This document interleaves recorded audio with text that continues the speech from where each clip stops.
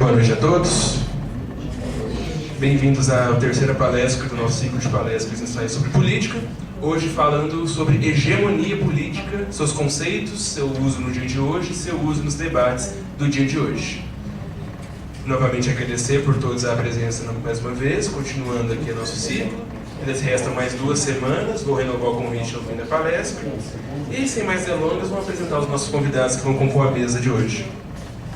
O palestrante de hoje possui pesquisa em História Intelectual Latino-Americana com foco no Uruguai. Atualmente coordena o grupo de pesquisas intelectuais e Política das Américas, o IPA, juntamente com o professor Marcos Sorrilha e o grupo PET de História. Aqui está na mesa o professor Dr. Marcos Alves de Souza.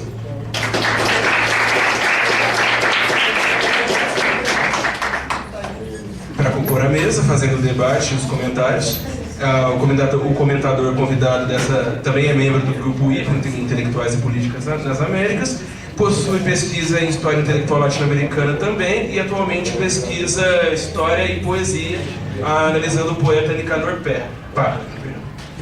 Recebam, por favor, o doutorando Carlos Manuel Passos Vaz Júnior.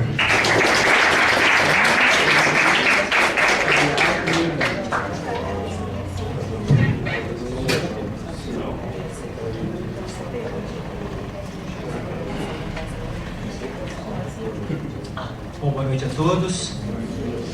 Bom, é claro um prazer estar com vocês aqui. Muitos de vocês eu conheço de sala de aula. E é um tema muito interessante, um conceito largamente empregado nas ciências humanas e sociais aplicadas. Existem variados usos para o conceito de hegemonia política, seja na história principalmente, mas também nas relações internacionais, no serviço social, na sociologia, largamente empregado também. E, mais contemporaneamente, o principal referencial para o conceito de hegemonia política é o entendimento para o mesmo elaborado pelo marxista italiano Antonio Gramsci. A fala de hoje vai versar bastante sobre o Gramsci, mas antes de mais nada é importante que nós apresentemos inicialmente algumas considerações iniciais sobre o próprio conceito, de onde ele advém, porque não à toa ele acabou sendo empregado por Antonio Gramsci particularmente com o sentido com o qual nós veremos ao longo da fala de hoje. Bom, nós temos 2 possibilidades para a origem do termo hegemonia. Uma primeira, que vocês podem observar no livro Léxico dos Conceitos Históricos, de Antônio Carlos do Amaral Azevedo, na página 236, ele afirma que hegemonia vem de hegemon, com H mesmo, e refere-se a uma característica possuída por uma pessoa ou por uma cidade-estado grega antiga, a polis, quando da formação de alianças, seja para decisões políticas, mas mais contundentemente em caso de alianças para a guerra.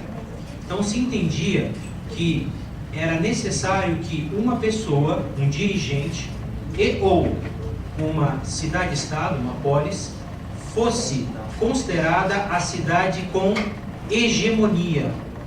E o líder seria aquele que possuiria, portanto, a condição de, durante as tratativas, ou até mesmo durante a guerra, de, em última instância, determinar para que direção seguiria tal aliança. Então ele teria um caráter de direção. Eu quero reforçar esse aspecto porque quando nós falamos em hegemonia, nós falamos especialmente, normalmente a gente pensa, numa característica, numa questão relacionada à potência, de potencialidade. Agora, a potencialidade, ela não significa nada se ela não for dirigida para este ou para aquele lado. Então, um elemento fundamental, já desde conceitos antigos, desde a Grécia Antiga para a hegemonia, é a questão de haver um diretor, alguém que dirigisse as ações desta aliança, ou até mesmo determinasse mudanças rápidas de estratégia, e a ausência deste indivíduo ou desta cidade-estado considerada hegemônica era considerada impossível. Então, em outros termos, a hegemonia era uma condição sine qua non nas alianças e tratativas, fundamental para a realização de ajuste nas estratégias ou até mesmo no trâmite dos acordos, seja durante a guerra, seja ao final da guerra. Então, essa é uma característica importante. Uma outra definição, também originária de uma palavra grega, hegemonia, no caso, sem o H, a palavra hegemonia, como nós a conhecemos, é um decalque latino dessa palavra grega, hegemonia, sem H, significa, antes de mais nada, direção suprema. De novo, a expressão direção aparecendo com grande destaque.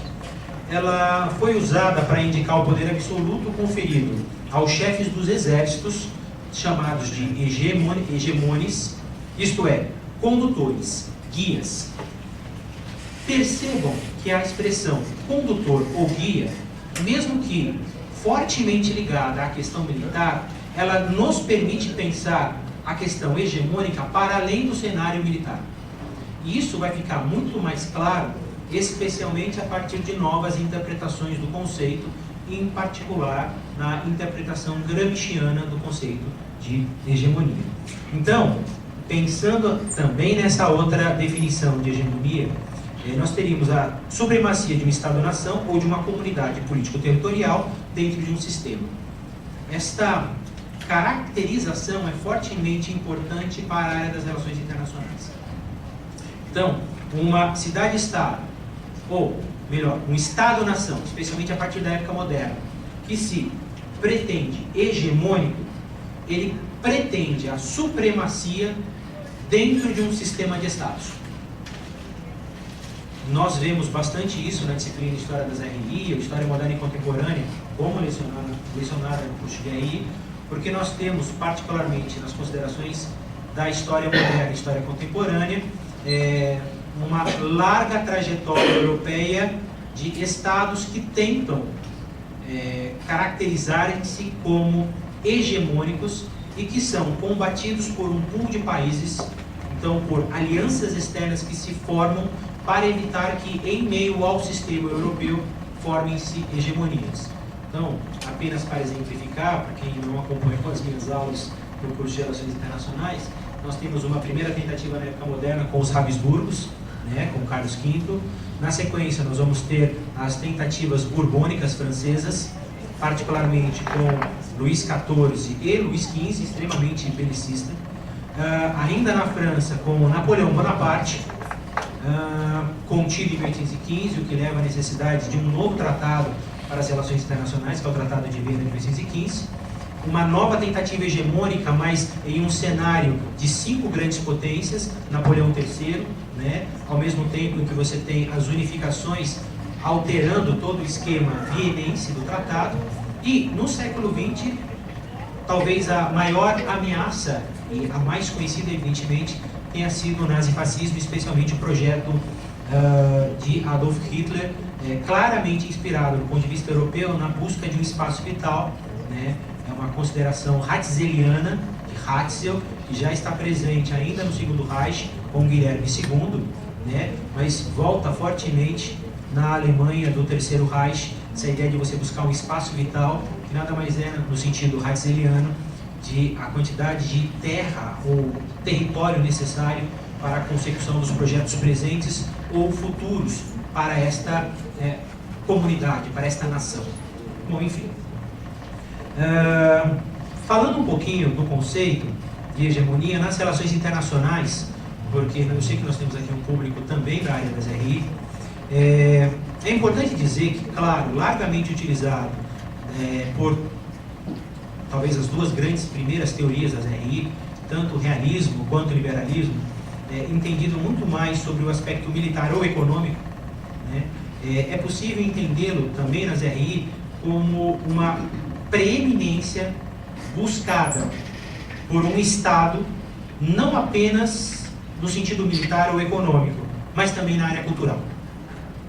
Estas considerações elas vieram fortemente alavancadas pela teoria crítica das relações internacionais, que tem alguns importantes autores, e entre os que mais se inspirou nos escritos de Antônio Gramsci foi Robert Cox. Talvez tenha sido o que mais se inspirou em Gramsci para suas considerações, trazendo o elemento da cultura e da tradição, como nós veremos, fundamentais para o conceito gramsciano, para entender, inclusive, como é que se obtém a preeminência para além dos aspectos, ou para além de uma dominância militar ou econômica. Primeiro, força do prestígio. A questão do prestígio muito importante. E como é que se obtém esse prestígio? Utilizando o cabedal gramsciano, por meio dos aparelhos privados de hegemonia, em especial aqueles que permitem a atuação em âmbito estatal de quem está no poder, do bloco no poder com a sociedade civil, e no âmbito internacional, estratégias de convencimento que não desprezam a força ou a coerção, com o intuito de formar alianças e blocos culturalmente unidos por uma ideologia.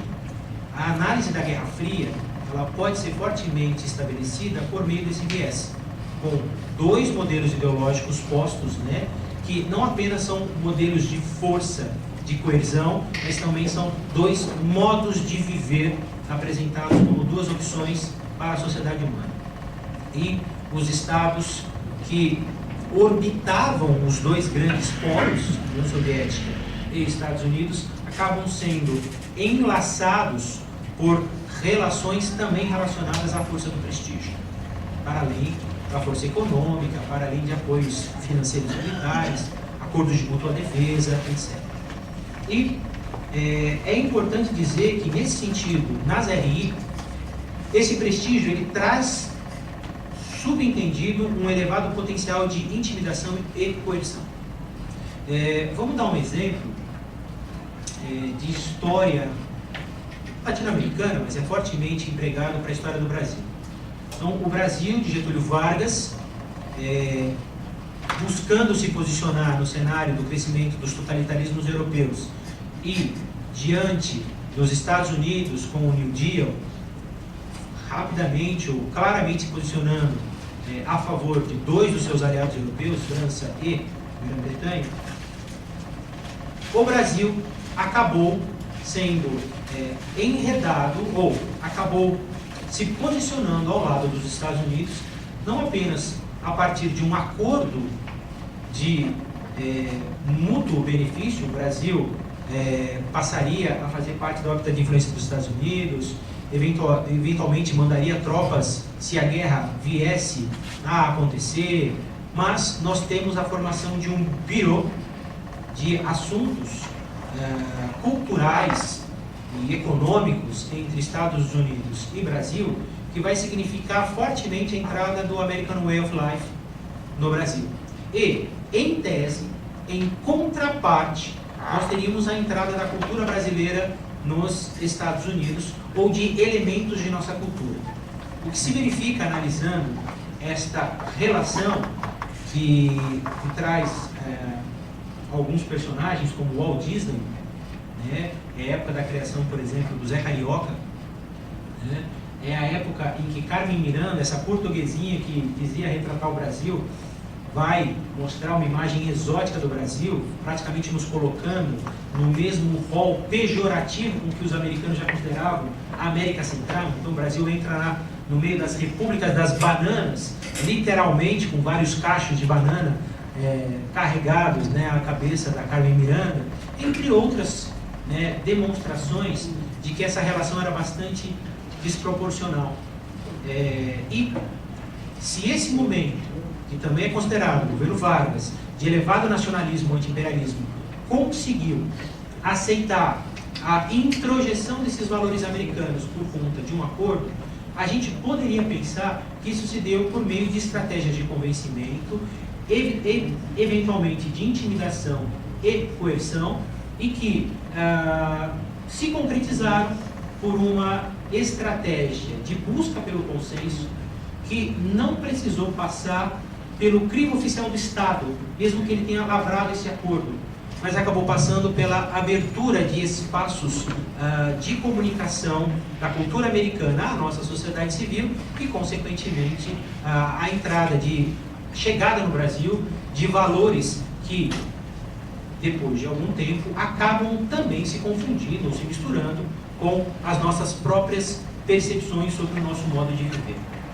Bom, nas RI, hegemonia implica uma relação interestatal de potência, não necessitando regulamentação jurídica clara. Vocês não vão encontrar nenhuma regulamentação jurídica específica ou determinada para relações hegemônicas. Isso não existe. E, no sentido de direção, libertando-se do seu sentido original de supremacia política e militar, nós teríamos, portanto, a busca de um consenso que exclui fortemente essa questão militar, estabelecendo, portanto, esse aspecto ideológico, de influência ideológica, de cultura de um país ou de uma potência sobre um bloco de seu interesse. É claro que vários outros autores das RI mantiveram fortemente o sentido de coerção militar ou de força militar, especialmente, como nós já exemplificamos, ao se analisar as tentativas hegemônicas dos Estados na Europa moderna, ou até mesmo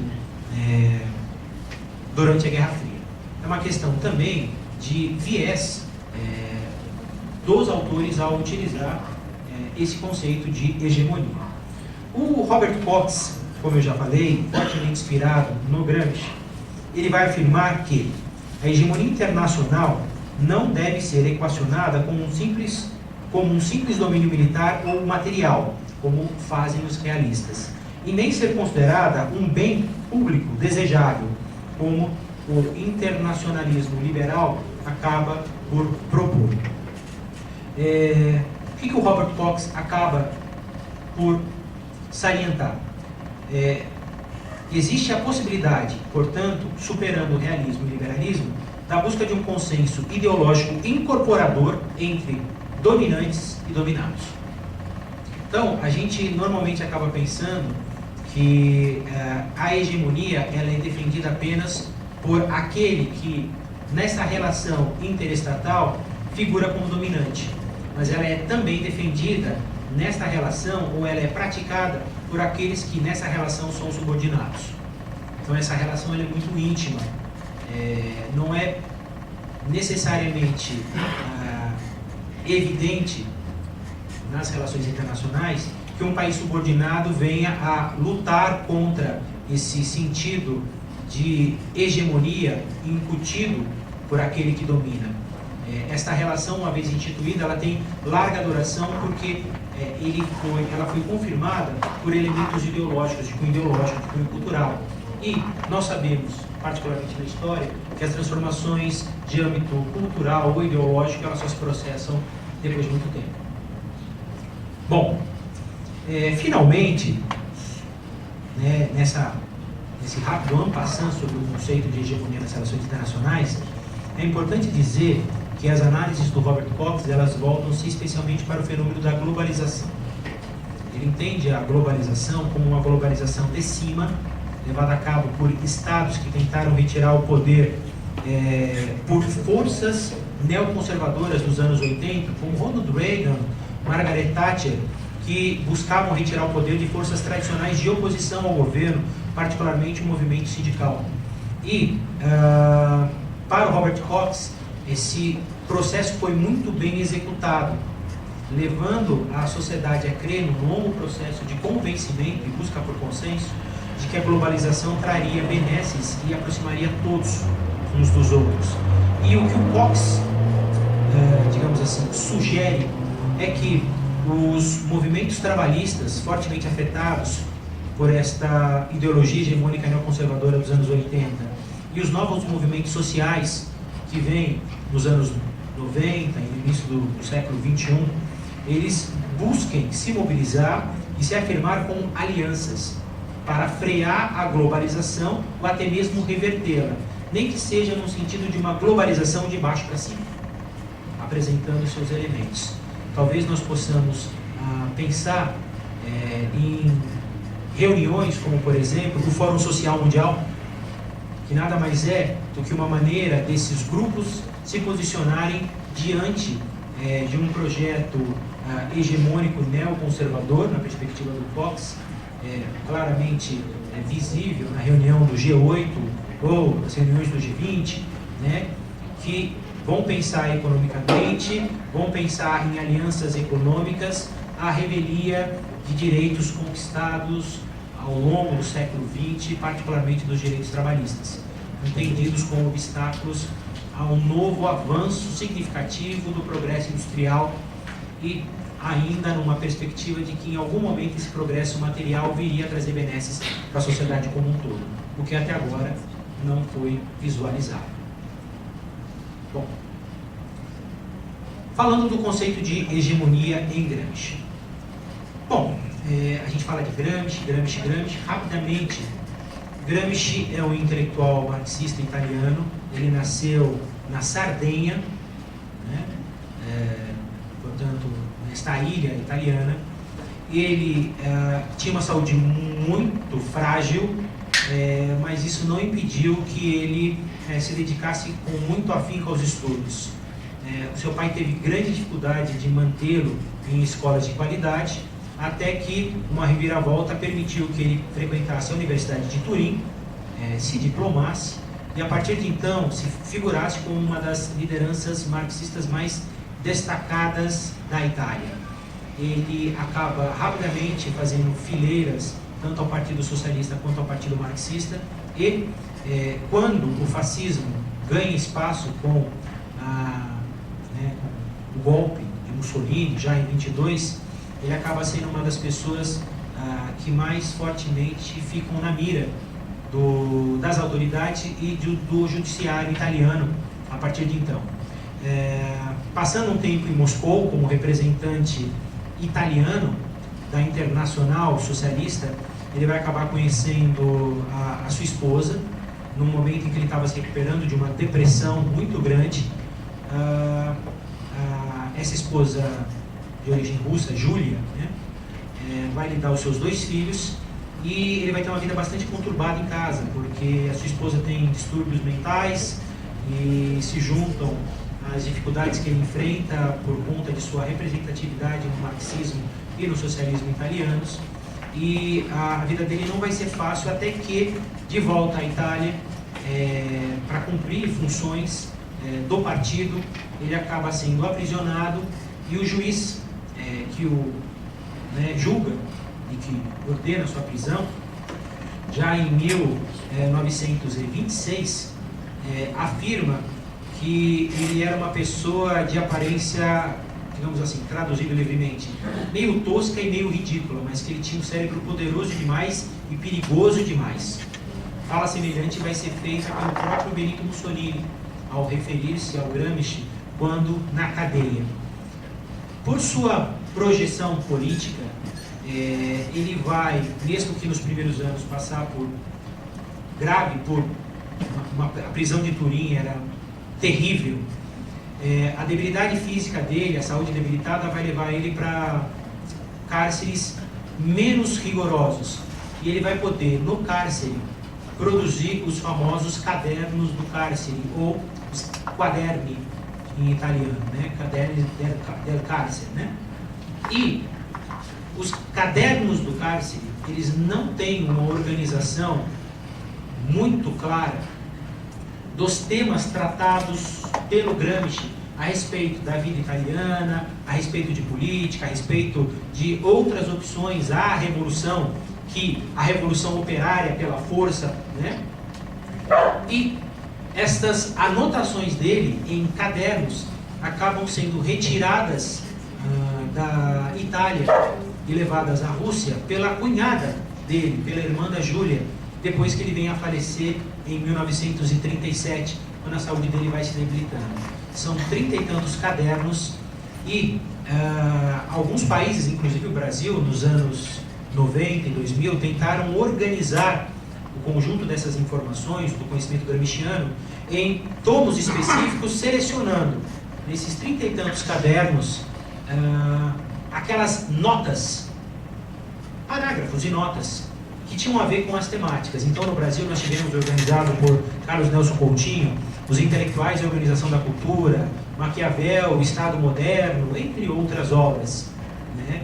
Mais recentemente, mais ou menos uns 7, 8 anos atrás, talvez um pouquinho mais, foram publicados na íntegra os cadernos em 2 volumes no Brasil.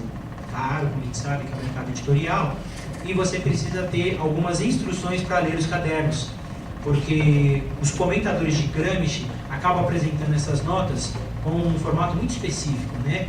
O Q de Paderne, o número do caderno, de 1 a 33, 34, o parágrafo, o número de parágrafo e, na sequência, o número de página.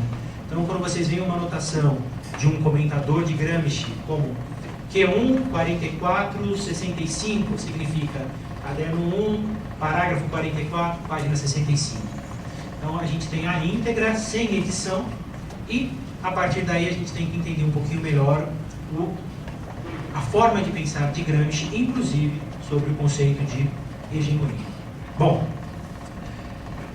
desde o primeiro caderno, aparece o sentido de hegemonia como o de direção intelectual e moral, em virtude da qual a classe dominante ou aspirante ao domínio consegue ser aceita como guia legítimo. Então vejam só, direção intelectual e moral.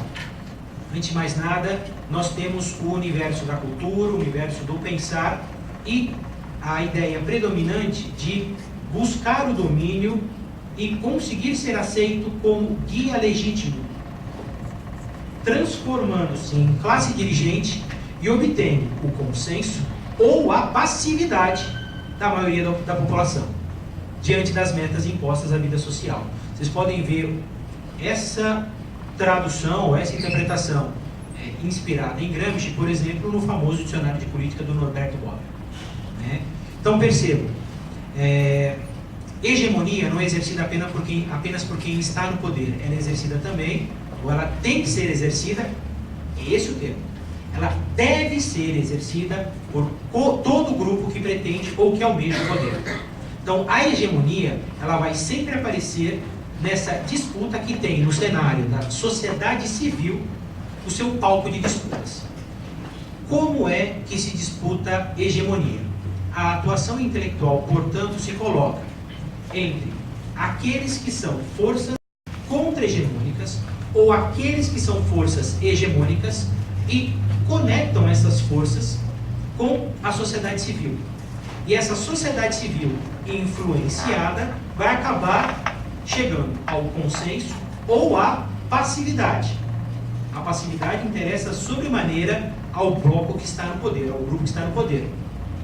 Então percebam que seja o consenso em direção a uma causa, seja a passividade diante de como um governo é levado a cabo, tudo isso é obtido por meio de estratégias e de guerras de posição.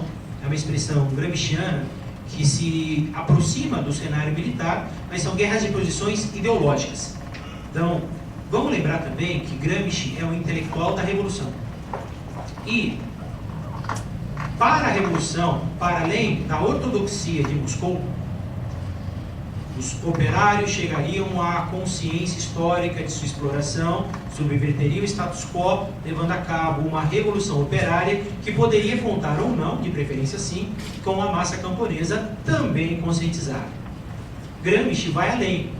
Ele afirma que este processo pode em muito ser facilitado se, antes da revolução de fato, houver o ganho de espaços dentro do bloco do poder. E você ganha esses espaços por meio da esfera cultural, por meio da dimensão cultural. Em outros termos, no esquema marxista de superestrutura ideológica, jurídica e de uma infraestrutura econômica e social das relações de trabalho, os intelectuais atuam no cenário superestrutural, mesmo antes de assumirem com o seu projeto e como porta-vozes de um projeto contra-hegemônico, antes de assumirem o poder. Porque é na dissensão que eles promovem no bloco de poder e na busca por um novo consenso que eles diminuiriam as forças de resistência cultural contra um projeto contra-hegemônico que estivesse apresentando-se contra o bloco que estivesse no poder. o grupo, o partido, o movimento, etc. Bom, hegemonia se exerceria, portanto, sobre grupos sociais aliados ou neutros, por intermédio de mecanismos hegemônicos da sociedade civil. Sociedade civil, portanto, ele é o centro nevrálgico de toda a estratégia política na analogia ou nas considerações gramscianas. Segundo Gramsci, no Ocidente, a hegemonia não é apenas uma modalidade necessária do exercício do poder para a classe dominante. É também um pré-requisito estratégico para qualquer classe revolucionária. Então, a sua estratégia de alcance ao poder precisa passar pela busca por hegemonia, pela disputa hegemônica. Bom, quando é que um Estado entraria em crise? Particularmente numa crise orgânica. E eu estou destacando isso porque, ao final, a gente pretende talvez abrir espaço para algumas perguntas relacionadas ao atual momento que nós vivemos. Inclusive, se nós vivemos agora, no sentido gramsciano do termo, um momento de crise orgânica ou de crise hegemônica, né, de um projeto que advém, no mínimo, desde 2002, mas que pode ser rastreado no sentido gramsciano desde um tanto antes. Bom, como é que uma crise hegemônica se apresentaria? Como uma quebra ou uma diminuição da capacidade ou da aptidão dos grupos dominantes de se tornarem também dirigentes, isto é, continuarem a obter ou consenso ou a passividade. Todo projeto que assuma o poder tem que, para manter-se no poder, manter suas estratégias de consenso, e isso só é possível atuando constantemente junto à sociedade civil, buscando lideranças, dirigindo as alianças e posicionando-se como dominantes diante da oposição. Então, a hegemonia, ela entende dois mecanismos: domínio e direção. Você dirige o grupo que você tem como aliado, e você impõe dominação e, eventualmente, com a ameaça de força, a oposição. Quando a gente fala em estratégias para alcançar o poder e para mantê-lo, que pensador do Renascimento a gente acaba lembrando? Maquiavel. Gramsci é um estudioso de Maquiavel, ele advém do mesmo cenário, de uma Itália, mesmo que não seja a Itália hiperfragmentada da época de Maquiavel, é uma Itália do pós-unificação, é uma Itália do ressurgimento, em que o norte tem que encontrar uma maneira de trazer à unidade, à nação, um sul agrícola, fortemente influenciado pela Igreja Católica. A Igreja Católica, a despeito de vencida em 1870, com o término da unificação italiana, ela ainda mantém a hegemonia moral sobre a Itália. Então é algo com o que os italianos e a Casa de Saboia vão ter que lidar, né? E são elementos com os quais este sulista, Antônio Gramsci, vai se interessar, até porque não só é da região, como ele quer escrever sobre a região de onde ele vem. Tanto é que uma de suas obras mais contundentes é a questão meridional, ou também traduzida como a questão do sul, porque ele vai trazer todos os dilemas da integração deste sul a esta Itália forjada com a unificação no século XIX. Para além de Antônio Gramsci, e se inspirando em Gramsci, nós vamos ter também um outro importante marxista que vai um pouco além, Nikos Poulantzas. Para ele, a função hegemônica ela também deve ser exercida no seio do próprio bloco que detém o poder. Isto quer dizer que esse bloco aliado que tem uma direção, que tem um sentido, ele só vai se manter coeso se houver em seu meio uma função hegemônica claramente estabelecida. E aí nós voltamos para aqueles conceitos básicos da Grécia Antiga de hegemonia. Seja hegemon ou hegemonia, não importa o sentido, ambos têm a ver com direção, supremacia. E na aliança é importante haver claramente estabelecida quem é nesta aliança a força principal. E as considerações de Gramsci não passam ao largo da consideração da liderança também individual.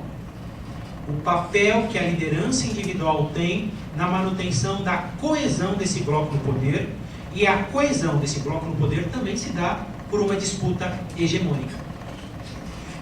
Qual é a importância dessa relação hegemônica no seio do próprio bloco no poder, no seio do próprio grupo no poder?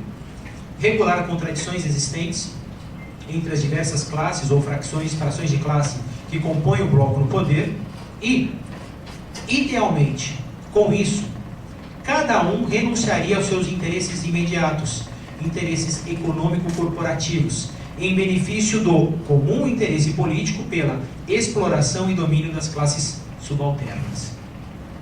Então, percebam que a perspectiva gramsciana e a análise dele entende que, especialmente numa análise do capitalismo, o capitalismo se mantém fortemente porque ele consegue construir um consenso com a sociedade, passar uma ideia de que o capitalismo trará benesses à sociedade como um todo. Esse é um elemento chave no século XIX, aliado especialmente ao sentido de razão, de progresso, fortemente praticado por praticamente todos os estados do século XIX, e mesmo com uma crise desta modernidade que traria benesses a todos no século XX, especialmente após a Primeira Guerra Mundial, ou a partir da Primeira Guerra Mundial, o capitalismo consegue se adaptar, especialmente após a crise de 29, e ele o consegue também porque ele estabelece muito claramente quais são, em meio aos que formam o grupo no poder,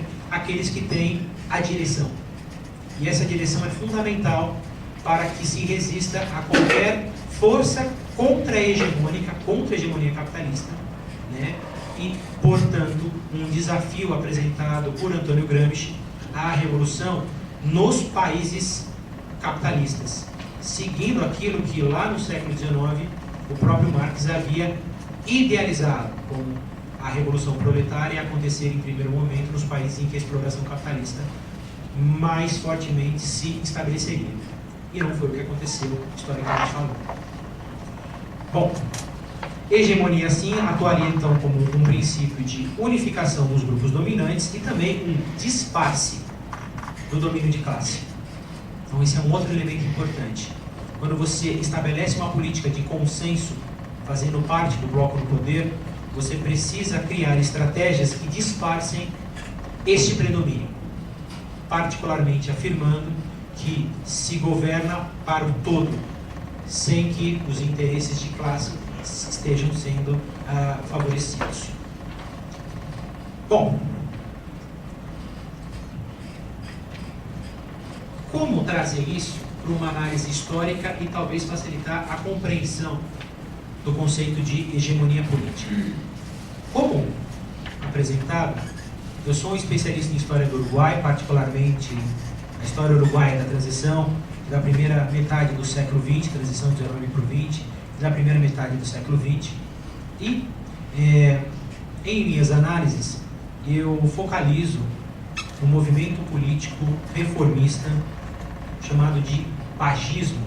Se escreve patlismo, com T e 2 L's.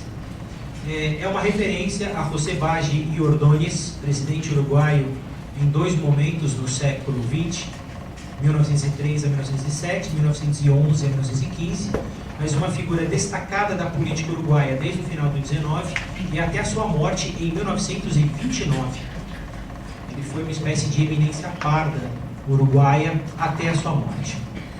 É um movimento liberal, ultra-reformista, que já no início do século XX trouxe para o Uruguai algumas conquistas sociais. Essa é a interpretação alcançada pela busca do consenso. Aí já estou trazendo alguns elementos que os veículos de comunicação de massa a serviço do bagismo conseguirem inculcar. Tanto é que esse projeto liberal, ultramodernizador e reformista tinha amplo apoio da massa trabalhadora e dos partidos socialista e comunista no Uruguai. Tanto é que ele já chegou a ser considerado também um socialista, o que de fato não cabe. Para dar um exemplo dessas transformações e até salientar um pouco a precocidade do caso uruguai, o Uruguai vai conhecer, por meio de medidas implementadas por esse executivo, a lei das 8 horas de trabalho, indenização por acidente de trabalho, férias remuneradas, o que vai ser conhecido na Europa ou na maior parte dos países latino-americanos somente na década de 1930. Então nós temos aí uma precocidade em pouco mais de 20 anos. O direito da mulher se divorciar e pedir o divórcio, o que não era permitido, apenas os homens podiam permitir solicitar o divórcio.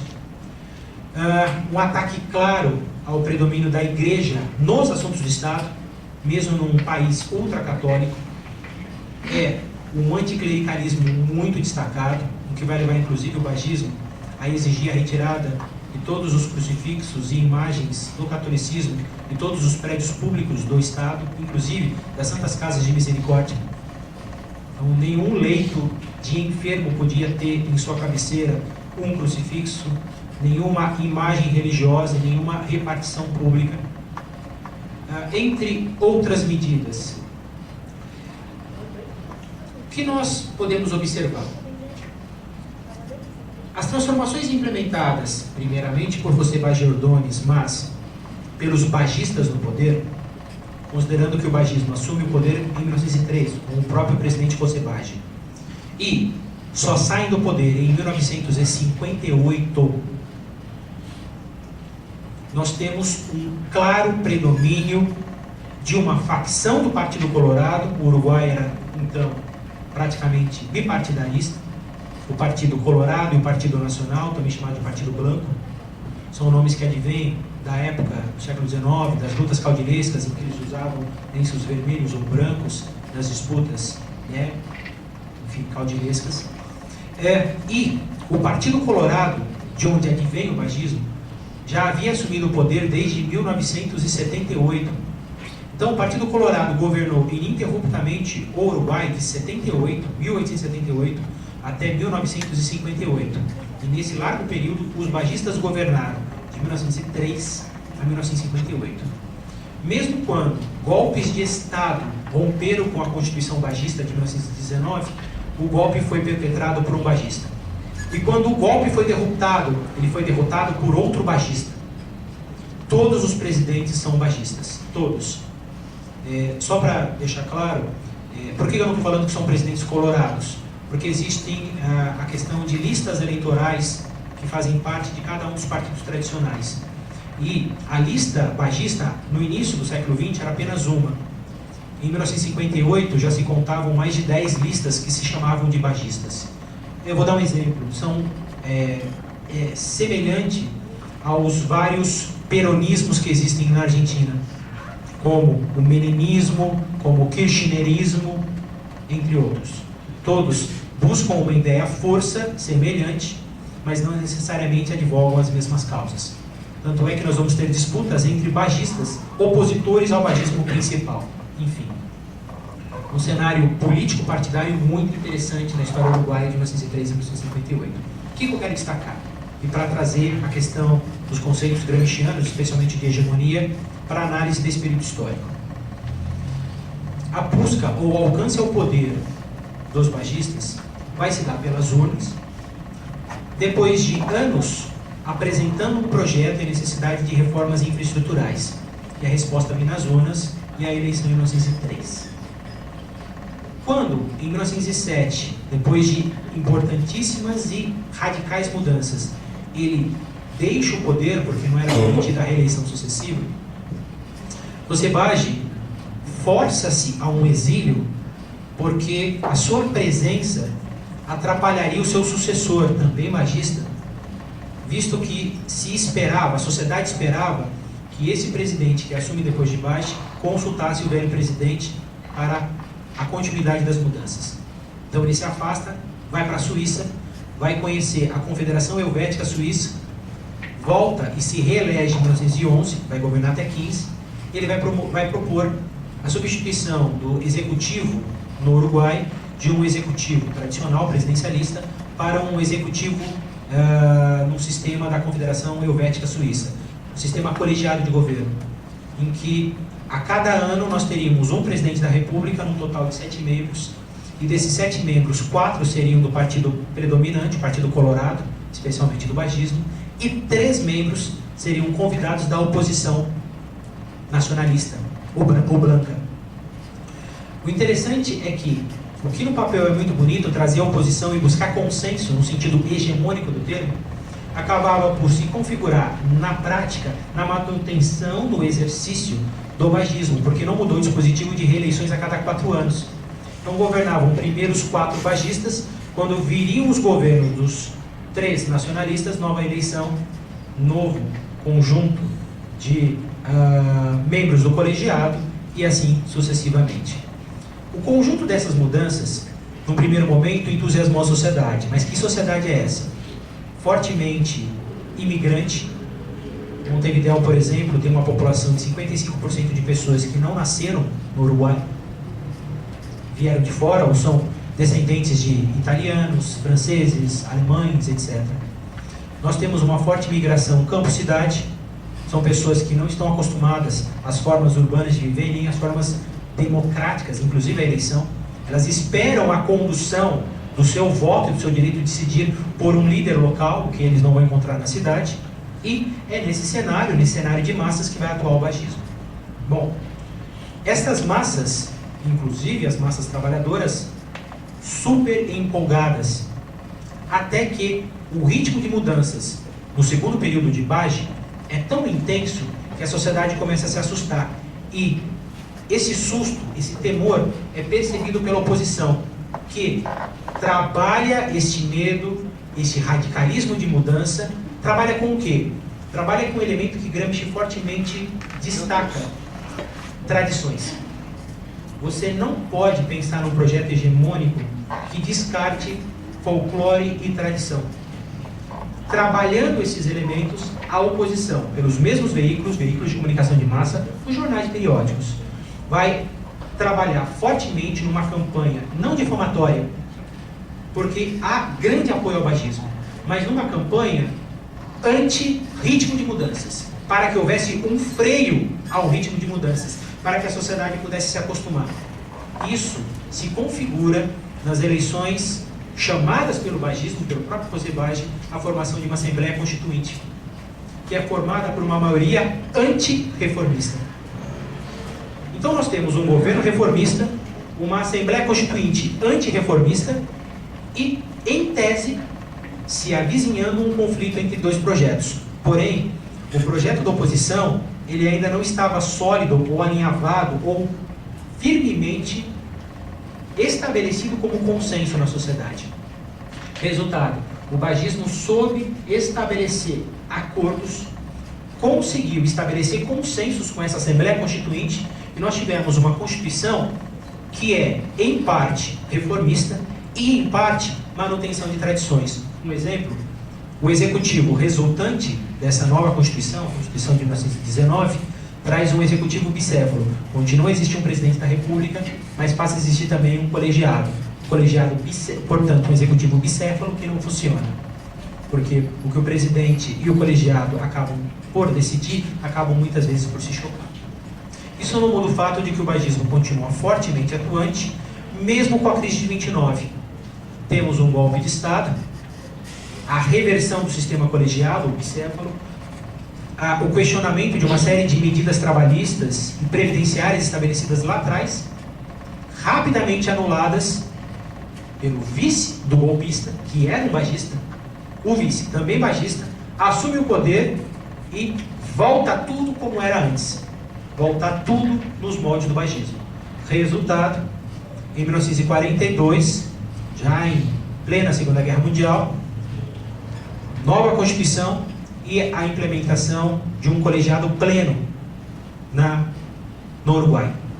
Os uruguaios ficam tão entusiasmados com a maneira como eles enxergam a si mesmos, eles vão afirmar, por exemplo, que não se pode chamar o Uruguai de a Suíça latino-americana. A Suíça que deveria ser chamada de Uruguai europeu. De tão empolgados que eles ficam. E esta forma consensual, ela mantém-se fortemente ainda na década de 40. Porém, em plena Guerra Fria, este modelo estabelecido lá atrás e recuperado em 42, ele perde força, ele não consegue mais se conectar com as mudanças que a sociedade observa, inclusive em termos comunicacionais. E na década de 50, o bagismo vai perdendo cada vez mais força, vai perdendo sua flexibilidade, sua capacidade de formar consenso, e nas eleições de 1958, não apenas o bagismo, mas o Partido Colorado sofre uma derrota acachapante do principal adversário, o Partido Nacionalista, o BAN, e nova Constituição vai transformar o Uruguai novamente numa república presidencialista formal, entre outras medidas.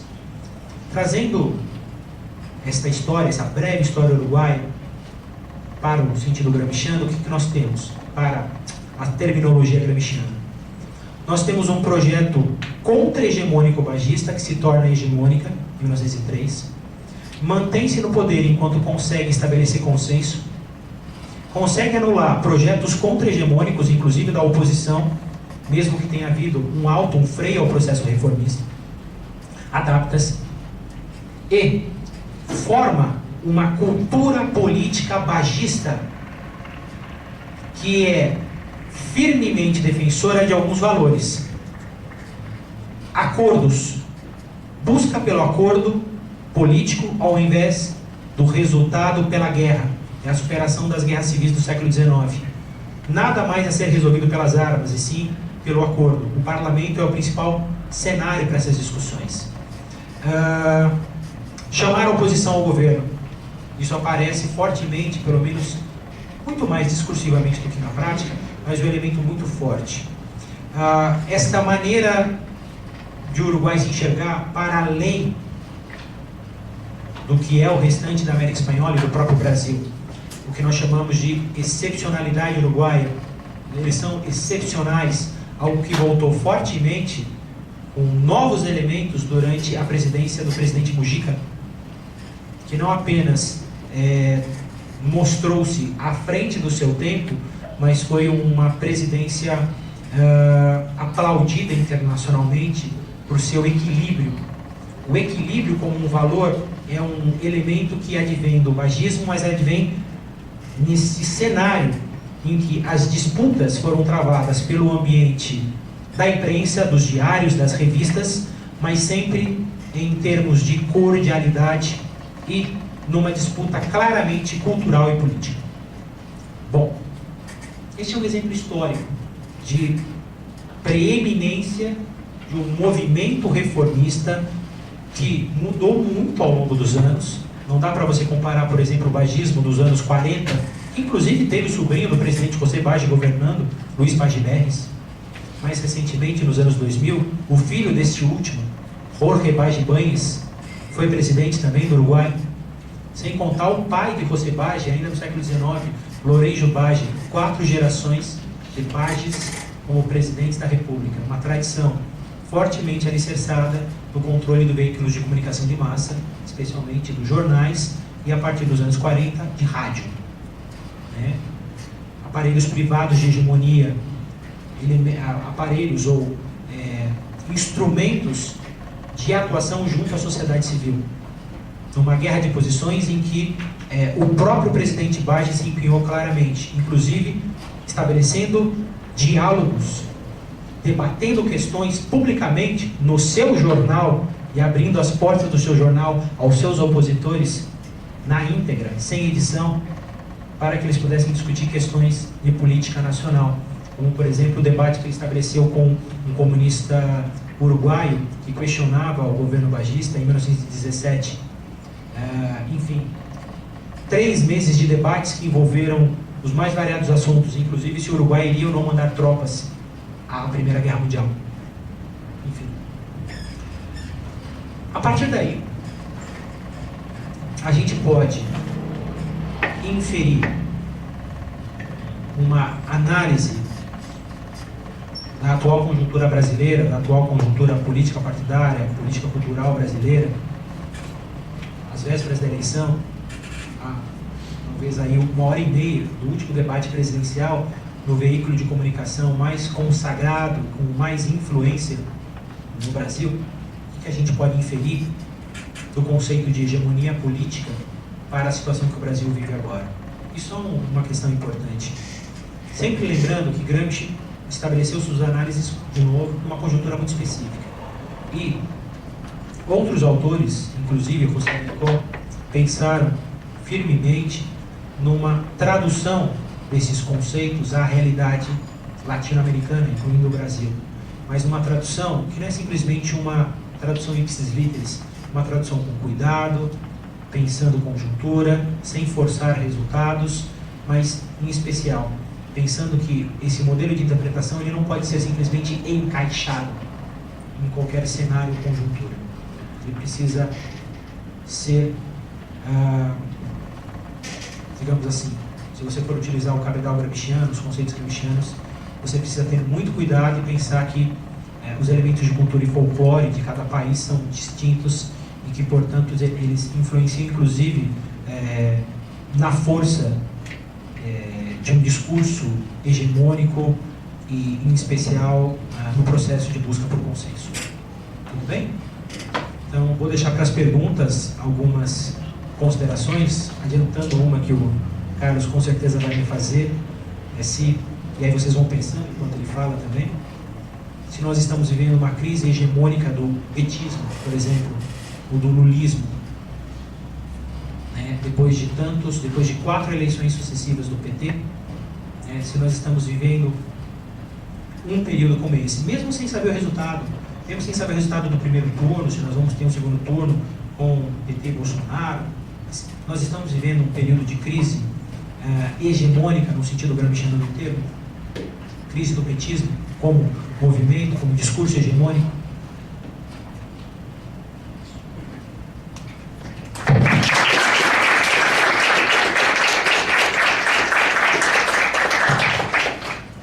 Boa noite.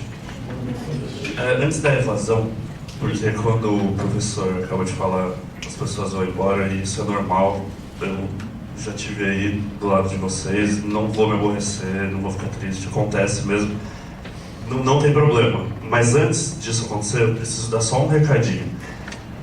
Parte da ideia de fazer a junção com o Guelph e o IPA, esse ciclo de palestras, a ideia de remontar o IPA, que esse ano a gente ficou um pouco parado. Eu estava morando fora de Franca, né? Eu fiz o mestrado aqui, depois fui embora.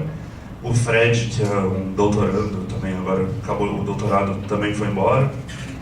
E a gente tocava um pouco mais as reuniões. Então, no final do ciclo de palestras, a gente vai anunciar a volta das reuniões do IPA para reuniões de recrutamento, para vocês conhecerem, quem tiver ideia. E partindo dessa ideia do recrutamento, de quem quer pesquisar essas possibilidades, é que eu vim fazer minha palestra. Então, a aula do professor vocês já tiveram. O conceito de hegemonia política, agora vocês já sabem, né? E a aplicação dele é ampla demais. A minha participação aqui é como um comentador. É a visão do aluno.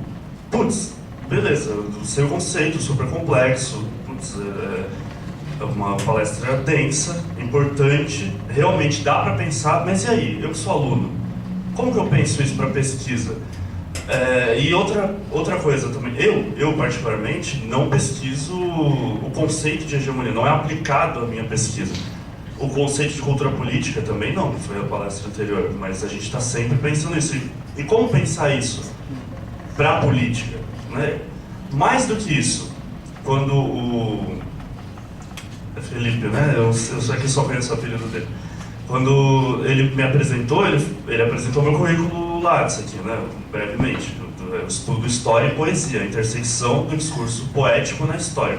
O que um cara que estuda a intersecção do discurso poético na história tem a ver com hegemonia? Né? Então, você está sentado aí e você pensa, putz, cara, eu quero estudar Violeta Parra, quero estudar literatura. Para vocês saberem, eu estudo literatura desde o TCC. Eu estudei ficção científica no TCC. No mestrado eu estudei a literatura indigenista do Peru, nada a ver com ficção científica. E agora eu estudo um trabalho mais teórico, um trabalho da intersecção discursiva, de pensar o discurso histórico. Pô, dá para participar do IPA? Dá. Vocês estão convidadíssimos. Então, não tem que estar aqui só quem quer pensar política no macro, só quem quer pensar o hard power, né? Então, essas palestras são também para convidar vocês a pensar o soft power, no caso das RI, e para pensar a cultura, no caso da história. Dá para estudar a intersecção da cultura na política? Pô, só dá. Ok? Então, esse é o primeiro recado. Mas uma coisa breve, que como é um comentário, é rápido, eu não pretendo falar mais do que 15 minutos. Então já abre, quem está com uma pergunta e está querendo ir embora, então dá uma segurada que a gente conversa, principalmente com o professor.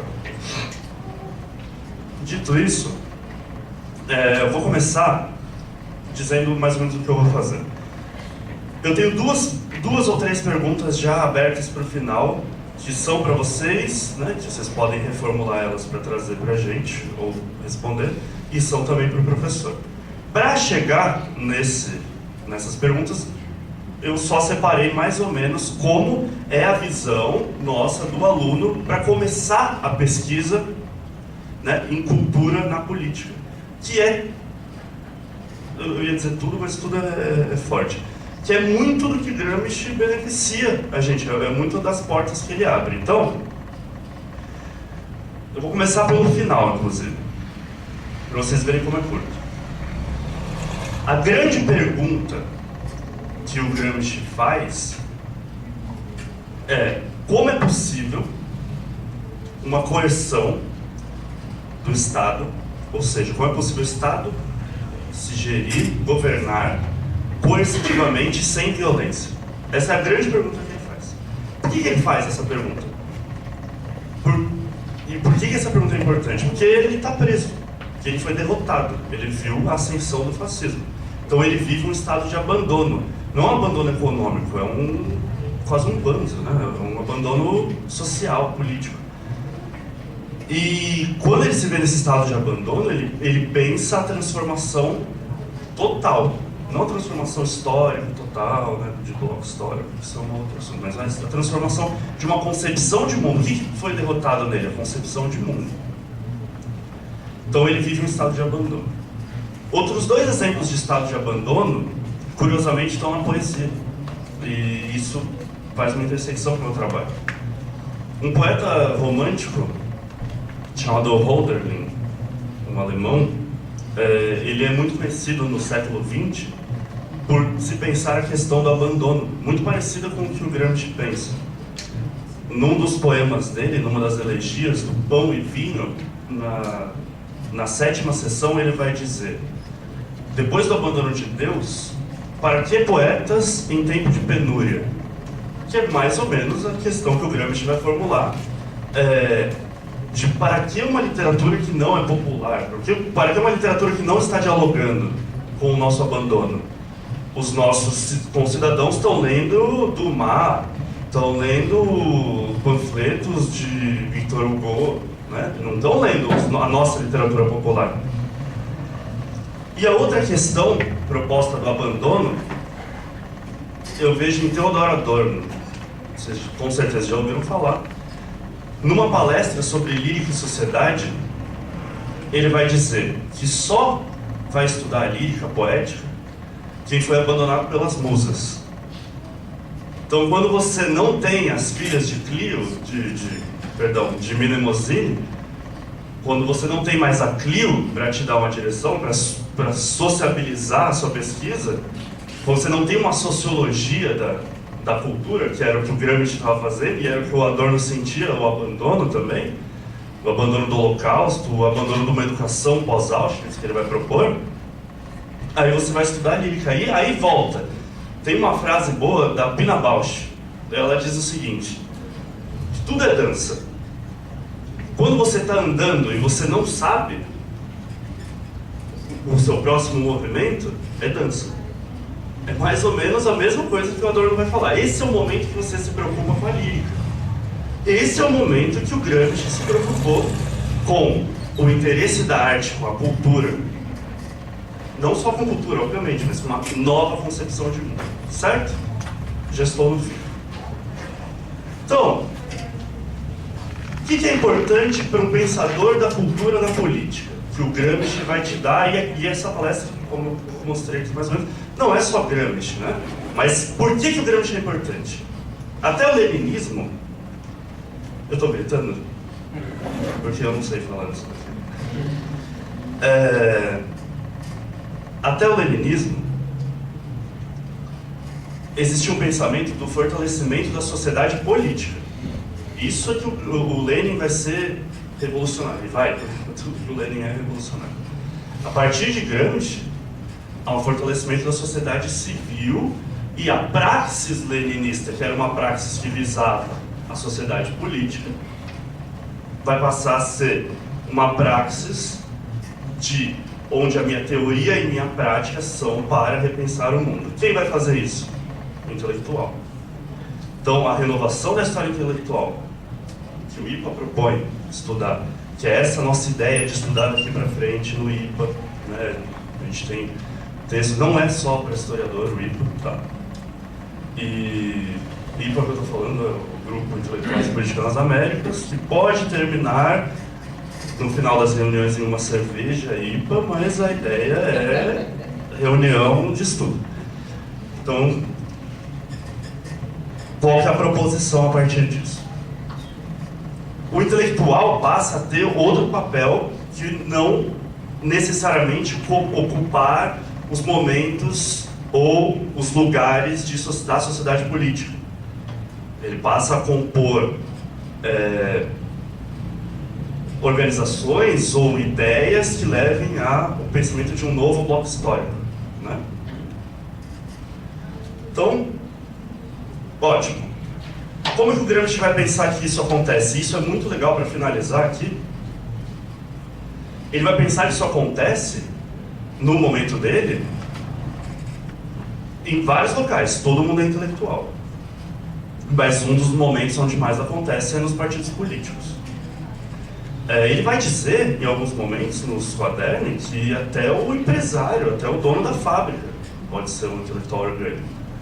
Mas que isso vai acontecer muito nos partidos políticos. Hoje a gente vê, provavelmente, na pergunta que eu vou te fazer, que mais ou menos já era óbvia, porque é a pergunta do Sorrilha, que é o meu orientador, que vocês conhecem, que foi nessa última palestra, da crise da hegemonia, nessa crise de hegemonia mesmo. Tem uma crise do partido.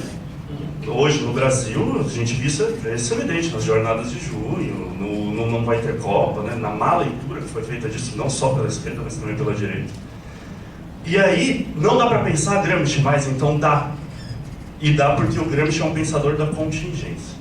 O Gramsci, ele vai ler Hegel, vai ler a sociedade civil de Hegel e vai falar, eu vejo um novo tipo de sociedade civil. O Gramsci é um pensador político. Não é que ele é um pensador político, ele é um pensador, político. Ele é contingente. O que ele escreve hoje, ele diz muitas vezes que pode ser jogado fora amanhã. Mas isso não quer dizer que você vai ignorar o cara, você vai ignorar o que ele colocou. Mas que hoje já não é mais um partido político. Então, para finalizar mesmo, a partir dessa nova organização social, como pensar a cultura a partir disso? Quando eu, lá, estou estudando a antipoesia do Nicanor Parra, irmão da Violeta Parra, chileno, em que momento entra a hegemonia? Entra em momentos de crise, em momentos de transformação de um bloco histórico. E quem está pensando isso? Também o artista. Também a cultura se renova quando entra um novo bloco histórico, uma troca de hegemonia. Certo? E as duas perguntas que eu vou deixar aqui são simples. Uma já está bem estabelecida, que é: existe hoje, então, uma crise hegemônica no Brasil? né? Dentro disso, a gente observa isso também na cultura, observa? Eu vejo que, de alguma forma. E outra coisa, o conceito de hegemonia ele pode ser sempre respondido como uma contra-hegemonia? E quando a gente diz assim, ele pode ser respondido sempre como uma contra-hegemonia, então, como Laclau e Chantal Mouffe vão dizer, então essa contra-hegemonia e a hegemonia tem que ser um conflito eterno, porque senão não existe sociedade, né? São essas duas questões que eu queria deixar. E agradecer a presença e quem se sentiu ameaçado porque eu falei que era normal sair, peço desculpa. E obrigado.